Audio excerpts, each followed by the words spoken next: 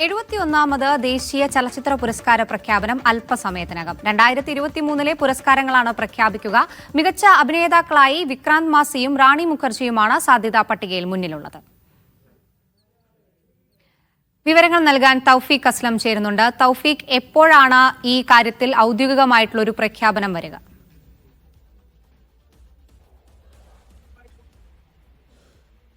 കൃത്യം 6 മണിക്ക് തന്നെ 71ാമത് ദേശീയ ചലച്ചിത്ര അവാർഡ് പ്രഖ്യാപനം ഡൽഹിയിൽ നടക്കും. ഇന്ന് ഉച്ചക്കായിരുന്നു ഇത് സംബന്ധിച്ചിട്ടുള്ള ഔദ്യോഗിക വിവരം പുറത്തു വന്നത്. വാർത്താ വിതരണ പ്രക്ഷേപണ മന്ത്രി അശ്വിനി വൈഷ്ണവ്, അതോടൊപ്പം തന്നെ സഹമന്ത്രി എൽ മുരുകൻ എന്നിവർക്ക് ഇതുമായി ബന്ധപ്പെട്ടുള്ള റിപ്പോർട്ട് ജൂറി അംഗങ്ങൾ ഇതിനോടകം തന്നെ കൈമാറിയിട്ടുണ്ട്. ജൂറി അംഗങ്ങൾ തന്നെയായിരിക്കും പ്രഖ്യാപനവും 6 മണിയോടുകൂടി നടത്തുക എന്നാണ് ഇപ്പോൾ അറിയിച്ചിരിക്കുന്നത്. 2023 സെൻസർ ചെയ്ത ചിത്രങ്ങളാണ് അവാർഡിനെ പരിഗണിച്ചിരിക്കുന്നത്. ബോളിവുഡ് താരങ്ങളായ റാണി മുഖർജിയും വിക്രാന്ത് മാസിയുമാണ് മികച്ച അഭിനേതാക്കൾക്കുള്ള പുരസ്കാരങ്ങൾക്കായുള്ള മത്സരത്തിൽ മുൻനിരയിലുള്ളതെന്നാണ് ഇപ്പോൾ റിപ്പോർട്ടുകൾ പുറത്തുവരുന്നത്.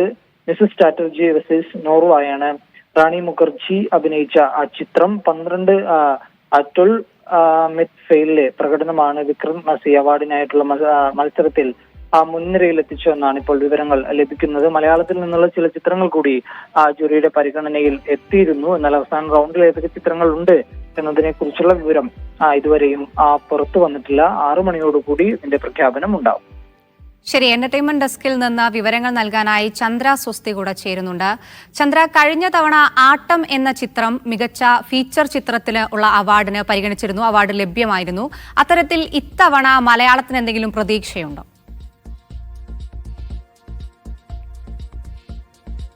അക്ഷയ, ഇത്തവണ ഒരു പക്ഷേ 2018 എവ്രിവൺ ഈസ് എ ഹീറോ എന്ന ചിത്രത്തിന്, ഇത് കഴിഞ്ഞ തവണത്തെ ഓസ്കാർ എൻട്രി കൂടിയായിരുന്നു ഇന്ത്യയുടെ ഭാഗത്തു നിന്നുള്ള, ചിത്രത്തെ പരിഗണിക്കുമെന്നുള്ളൊരു പ്രതീക്ഷ കേരളത്തിലുള്ള പ്രേക്ഷകർക്കുണ്ട്. അതുകൂടാതെ തന്നെ 2023 കേരള സ്റ്റേറ്റ് അവാർഡുകളിൽ പരിഗണിച്ചിട്ടുണ്ടായിരുന്ന കാതൽ, ഇരട്ട തുടങ്ങിയ ചിത്രങ്ങൾക്കും സാധ്യതയുണ്ടെന്ന് കേൾക്കുന്നു.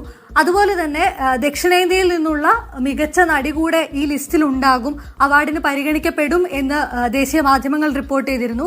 അതിൽ തന്നെ നമുക്ക് പ്രതീക്ഷയുള്ളത് ഉള്ളൊഴുക്ക് എന്ന ക്രിസ്റ്റോ ടോമിയുടെ സംവിധാനത്തിലെത്തിയിട്ടുള്ള ഉള്ളൊഴുക്ക് എന്ന ചിത്രത്തിലെ ഉർവശിയുടെയും പാർവതിയുടെയും പ്രകടനങ്ങളാണ്.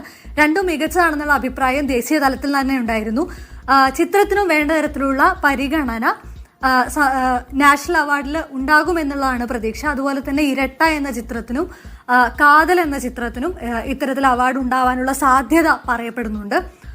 ഇതുകൂടാതെ തന്നെ ഫഹദ് ഫാസിൽ അഭിനയിച്ചിട്ടുള്ള തമിഴ് ചിത്രമായിട്ടുള്ള മാമന്നൻ, മാരി സെൽവരാജ് ആയിരുന്നു സംവിധാനം, ചിത്രത്തിനും സാധ്യതകളുണ്ട് എന്നുള്ള തരത്തിലുള്ള വാർത്തകളുണ്ടായിരുന്നു.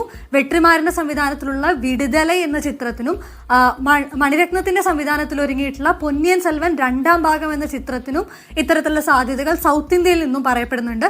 ഇതിൽ തന്നെ പൊന്നിയൻ സെൽവൻ ആദ്യ ഭാഗത്തിന് മികച്ച തമിഴ് ചിത്രം ഉൾപ്പെടെ 4 നാഷണൽ അവാർഡുകൾ കഴിഞ്ഞ തവണ ഉണ്ടായിരുന്നു. ഇത്രയും ചിത്രങ്ങൾ സൗത്ത് ഇന്ത്യയിൽ നിന്നും കൂടുതൽ അവാർഡുകൾക്ക് സാധ്യതാ പട്ടികയിൽ നിൽക്കുന്നുണ്ട്. കേരളത്തിൽ നമുക്ക് മികച്ച ചിത്രങ്ങളിൽ നിന്നും നേരത്തെ മേൽപ്പറഞ്ഞ ചിത്രങ്ങളിലാണ് നമുക്ക് കൂടുതൽ പ്രതീക്ഷയുള്ളത്.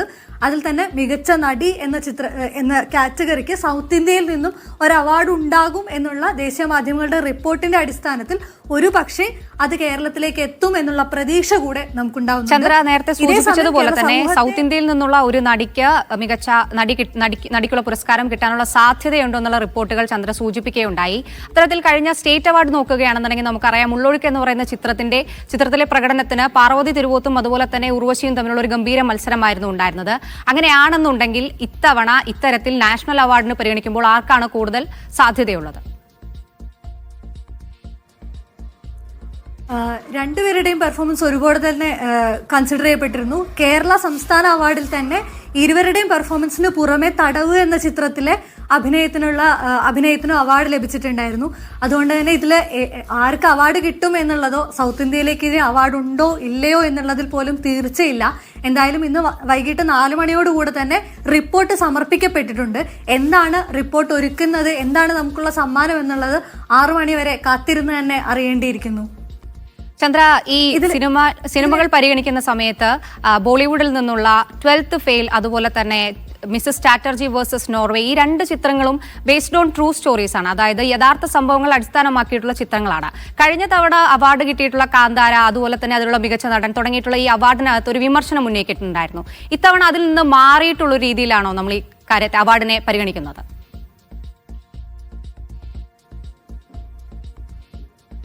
കൊമേഴ്ഷ്യൽ ചിത്രങ്ങൾക്ക് നാഷണൽ അവാർഡിലും അതുപോലെ തന്നെ വിവിധ സ്റ്റേറ്റ് അവാർഡുകളിലും കൂടുതൽ പ്രാധാന്യം ലഭിച്ചു വരുന്ന കാലഘട്ടം കൂടിയാണ്.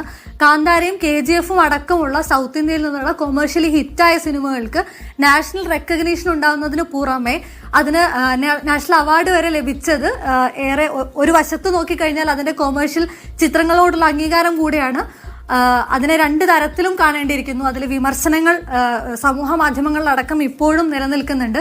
അത്തരത്തിൽ ഒരു പക്ഷേ ഷാറൂഖ് ഖാന്റെ പത്താൻ, ജവാൻ തുടങ്ങിയ ചിത്രങ്ങളും ഡുങ്കി എന്ന് പറയുന്ന മറ്റൊരു ചിത്രവും അടക്കം സാധ്യതാ പട്ടികയിൽ പറയപ്പെടുന്നുണ്ട്. ഇത്തരം ചിത്രങ്ങൾ പരിഗണിക്കപ്പെടുമോ എന്നുള്ളത് കാത്തിരുന്ന് അറിയേണ്ടിയിരിക്കുന്നു.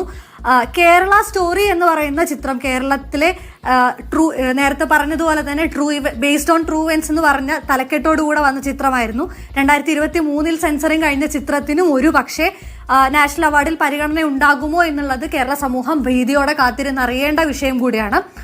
ഇതിനു പുറമെ ലാപ്പത്ത ലേഡീസ് എന്ന ചിത്രം അത് കൊമേഴ്ഷ്യലി ഒട്ടും സക്സസ്ഫുൾ ആയിരുന്നില്ല. OTTയിൽ വന്നതിന് ശേഷം മാത്രം ജനങ്ങൾ ഏറ്റെടുത്തിട്ടുള്ള ഗംഭീര പ്രകടനവും അതോടൊപ്പം തന്നെ ടെക്നിക്കൽ ക്വാളിറ്റിയും കാഴ്ചവെച്ച ചിത്രമായിരുന്നു ലാപ്പത്ത ലേഡീസ്.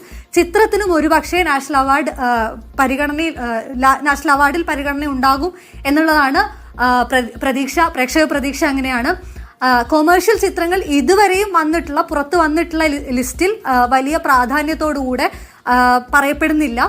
12th ഫെയിൽ ആണെങ്കിൽ പോലും അത് OTTയിലൂടെ കൂടുതൽ ആളുകളിലേക്ക് എത്തിയ ചിത്രമായിരുന്നു. നെറ്റ്ഫ്ലിക്സിലൂടെയാണ് മിസ് ചാറ്റർജി വേഴ്സസ് നോർവേ എന്ന ചിത്രം ആളുകളിലേക്ക് എത്തിയിട്ടുള്ളത്.